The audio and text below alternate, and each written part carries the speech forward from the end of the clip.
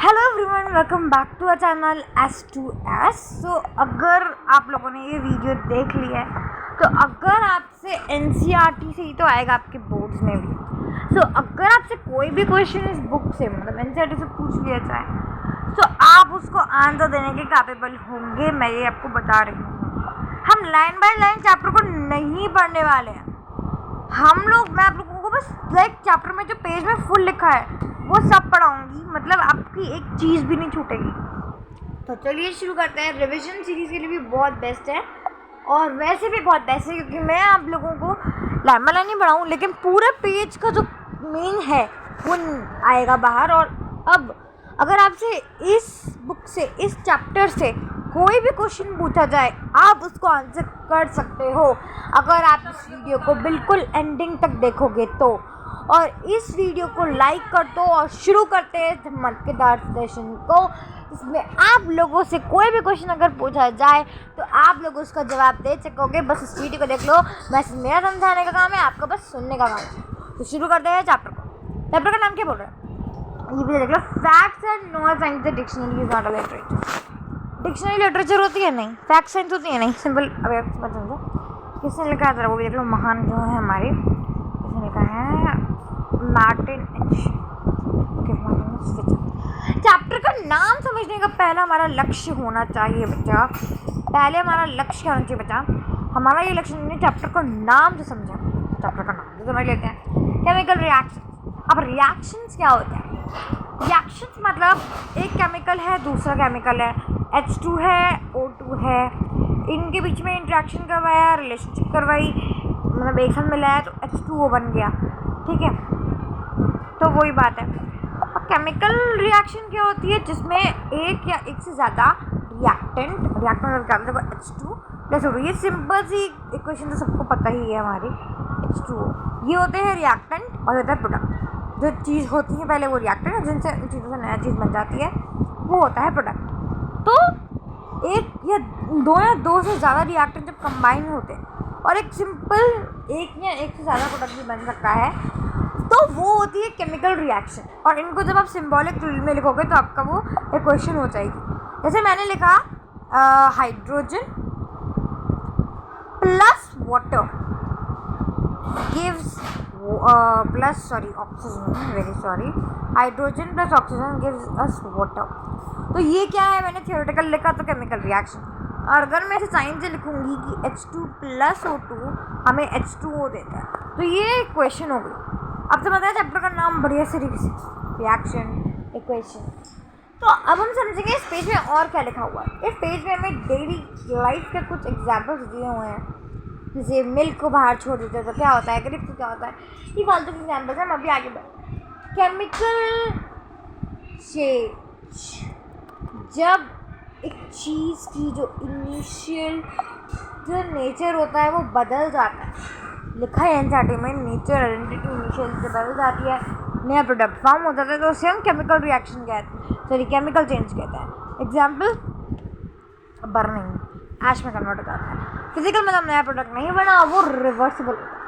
जैसे कि melting of ice melt हो गई, पानी बन गया, पानी को जमा के आइस भी बन गई, रिवर्सिबल। लेकिन अगर एक बार पेपर जल गया, एशेस बन गई, तो एशेस से वापस पेपर नहीं बन सकता। और इस चैप्टर की एक्टिविटीज़ है सुपर डुपर इम्पोर्टेंट।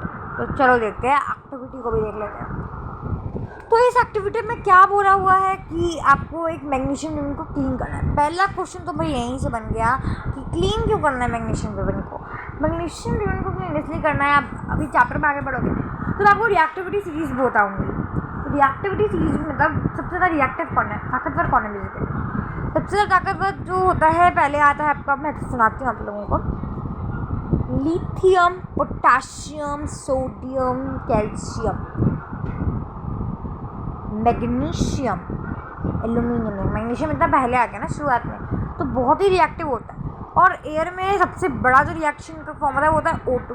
तो O2 साथ रिएक्ट करके ऑक्साइड बना लेगा, मैग्नीशियम ऑक्साइड, तो अच्छे से बर्न नहीं हो पाएगा। तो इसीलिए हम लोग क्या करते हैं, हम लोग उसको क्लीन कर देते हैं। और आपको इक्वेशन क्या मिलेगी इसकी कि Mg और आपने O2 में मिलाया। अब इसको ये Mg क्यों बना भैया, ये तो 2 था, मैं आपको बताती हूँ। मैग्नीशियम में 9th में बड़ा था, इसकी वैलेंसी 2, O की वैलेंसी भी 2, क्रॉस मल्टीप्लाई Mg2O2। अब Mg2O2 का आप MgO लिख लोगे, है ना भाई, इतना तो पता है। 9th का 37 पेज नंबर, वो बोले आपको याद होना चाहिए अगर आपको केमिस्ट्री पढ़नी है तो, ठीक है। चलो अब आपने क्या होगा उसमें, डेजलिंग मतलब वाइट फ्लेम जलेगी। क्या जलेगी? वाइट फ्लेम निकलेगी, वही पाउडर बदल जाएगा और ऑक्सीजन के रिएक्शन की वजह से मैग्नीशियम भी बदल जाएगा। नेक्स्ट आपकी एक्टिविटी 1.2, जिसमें आपको लीन नाइट्रेट को मिलाना है पोटेशियम हाइड्रेट के साथ। क्या होता है होगा, उसका कलर येलो हो जाएगा।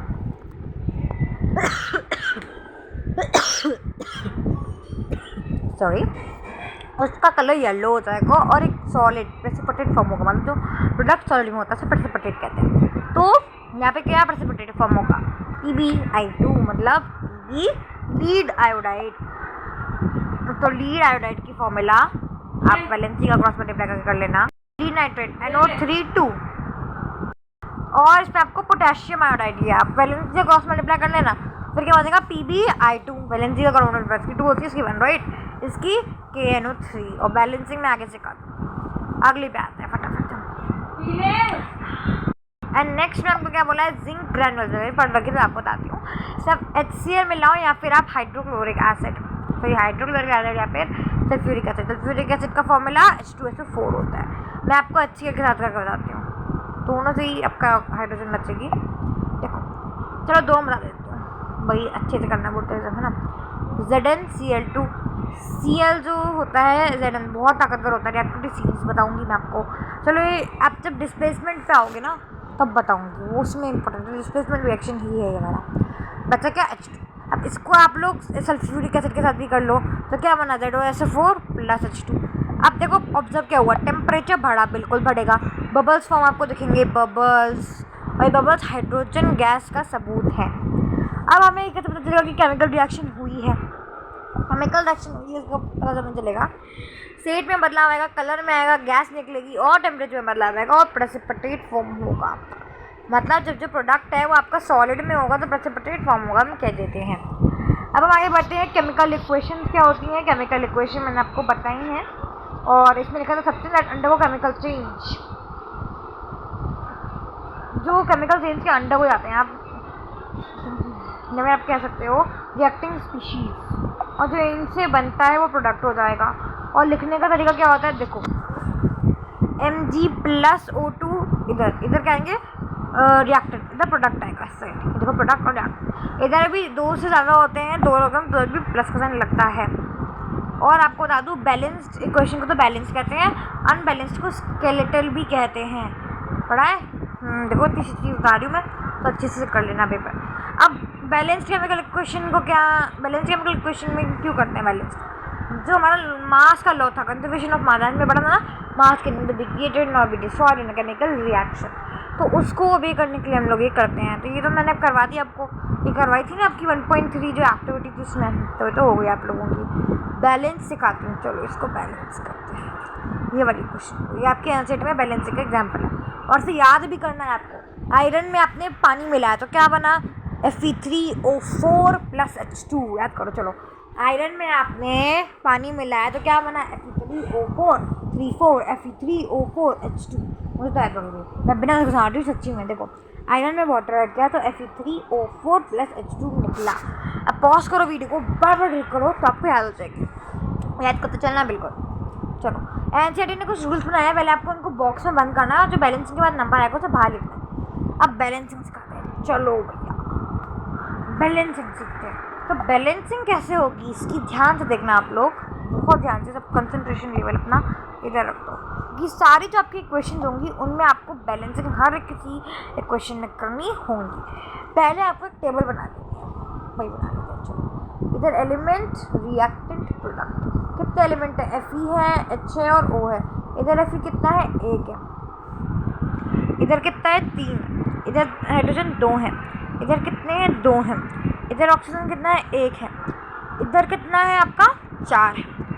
अब एक रूल है एनसीईआरटी ने ये भी बनाया कि जो सबसे बड़ा वैल्यू इसकी आ रही होगी उसके साथ आप शुरू करो। तो पहले मैं इसके साथ शुरू नहीं करके इसके साथ शुरू करूँगी, तो बड़ी इसकी है, तो मैंने इधर क्या लगा दिया, इंटू 4 लगा दिया, तो मैंने इधर 4 लगा दिया।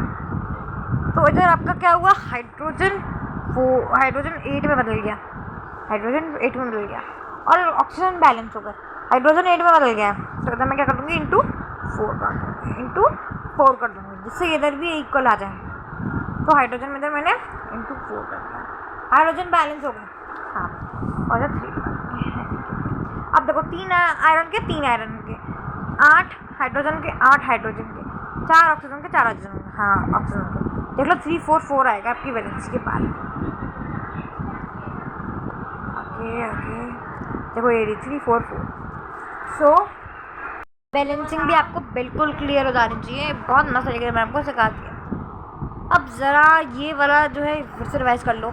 आयरन में जब हमने पानी मिलाया, Fe में जब हमने H2O मिला दिया तो बना Fe3O4 + H2।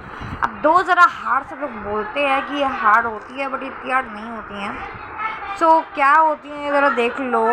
सो ये क्या होती है ज़रा बता देती हूँ, थोड़ा वीडियो को और याद करो, ठीक है। चलो मुझे याद हो चुकी हैं और मैंने पहले से कर ली थी। क्या बनेगा, कार्बन में आपने H2 मिलाया, 80m मतलब क्या होगा, atmospheric pressure 340 atmospheric pressure, CH3OH हमारा प्रोडक्ट बन गया। अगला है थोड़ा बड़ा है पर याद हो जाएगा, जल्दी जल्दी करोगे तो कार्बन में आपने H2O मिलाया तो ग्लूकोज का फॉर्मूला C6H12O6 और O2 + H2O, तो याद होनी चाहिए। कुछ क्वेश्चन है तो आप कर लो। तो ये था पार्ट 1 ऑफ दिस वीडियो। बहुत जैसे आपको समझ आ गया होगा। एक चीज़ भी मैंने की जो मैंने वो नहीं छोड़ी है। अब इस चीज़ से आपसे कोई भी क्वेश्चन पूछना है आप उसको आंसर कर सकते हो, और मैं आपको उसका चेक करने के लिए ये इंडेक्स क्वेश्चन को बिल्कुल होमवर्क देना चाहूँगी। आपको ये सब क्वेश्चन जब आते हैं आप उनको कर सकते हो 100%। चलो पहला क्वेश्चन, मैग्नीशियम रखे, ओ माय गॉड मैंने अभी बताया था क्यों क्लीन करता है, हाईली रिएक्टिव। और ये सब आपके बैलेंसिंग के हैं। बैलेंसिंग मैंने आपको सिखाई है और आप उसकी जितनी प्रैक्टिस करोगे उतना अच्छा होगा। तो ये प्रैक्टिस क्वेश्चन ही मान लो तो कर लेना। और हम लोग अभी आगे बढ़ेंगे टाइप्स ऑफ केमिकल रिएक्शंस में अगली सेशन में। So take care and bye bye. अब इतने पेजेस से मैं आपको एक्स्ट्रा क्वेश्चंस भी पूछूंगी, अगली वीडियो में पूछूंगी बिल्कुल, क्योंकि आपको अच्छे से पढ़ना है अब। और ये लाइन बाय लाइन मैंने आपको रीडिंग बस मान लेनी है, क्योंकि मैं जो आपको समझा रही हूँ बस वो देख लो और लाइन बाय लाइन बस रीडिंग मार लो। चैप्टर 100% या 200% आपको अच्छे से हो जाएगा, ठीक है। क्वेश्चंस भी अगले सेशन में दूंगी। So take care and bye bye. Like this video, subscribe to our channel जिससे आप लोग मिस नहीं करो हमारी वीडियोज़ को। So bye bye.